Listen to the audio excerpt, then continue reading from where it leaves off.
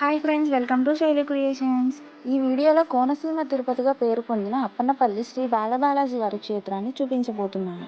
కలియుగ ప్రత్యక్ష దేవాలయం అయినటువంటి కోనసీమ వాసుల ఇలవేలుపు శ్రీ అప్పన్నపల్లి వెంకటేశ్వర స్వామి బాలబాలాజీ వారి దేవస్థానం. ఇక్కడ స్వామివారు బాలబాలాజీగా దర్శనం ఇస్తారు. అప్పన్నపల్లి చేరుకున్న తర్వాత మొదటిగా వెళ్లాల్సింది రేవు దగ్గరికి. గోదావరి పాయ వైనతేయ నదిగా ఇక్కడ ప్రవహిస్తూ ఉంటుంది. కలియుగ ప్రత్యక్ష దైవం శ్రీ వెంకటేశ్వర స్వామి ఆపదముక్కుల వారిని, అనాథ రక్షకులని ఇలా ఎన్ని పేర్లతో పిలిచినా ఆయన పలుకుతారు.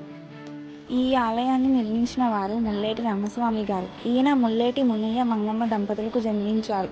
ఈయన కొబ్బరికాయల వ్యాపారం చేసేవారు. వెంకటేశ్వర స్వామి భక్తులు.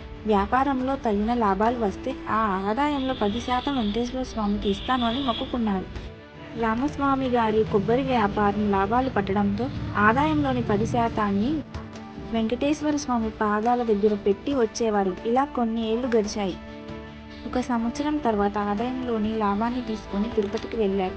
స్వామివారి పాదాల దగ్గర ఆదాయాన్ని పెట్టడానికి అర్చకులు నిరాకరించారు. అర్చనలతో వాదించి రామస్వామి గారు నిద్రలోకి వెళ్ళిన తరువాత వెంకటేశ్వర స్వామి బాలుని రూపంలో కనిపించారు. నా కోసం నీవు ఇంత దూరం రావాల్సిన అవసరం లేదు, నేనే నీ ఇంట్లో వెలుస్తాను అని చెప్పారు. ఒకసారి అగ్ని ప్రమాదం జరిగి ఆ కొట్లో ఉన్న కొబ్బరికాయలు అన్నీ తగలబడిపోయాయంట. కానీ ఒక్క కొబ్బరికాయ మీద మాత్రం తిరునామాలతో కనిపించిందంట. వెంకటేశ్వర స్వామి కొబ్బరికాయలో చెక్క ప్రతిమ రూపంలో కనిపించారు. బాలుడి రూపంలో కలలో కనిపించినందుకు స్వామివారికి బాలబాలాజీగా పేరు వచ్చింది.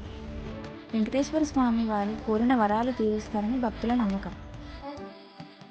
ఆంధ్రప్రదేశ్లోనే తొలిసారిగా అన్నదానం ప్రవేశపెట్టిన దేవాలయం ఈ అప్పన్నపల్లి దేవాలయం. తూర్పు గోదావరికి చెందిన మామిడికుదురు మండలం అప్పన్నపల్లి గ్రామంలో బాల తిరుపతిగా దేవాలయం ఉంది.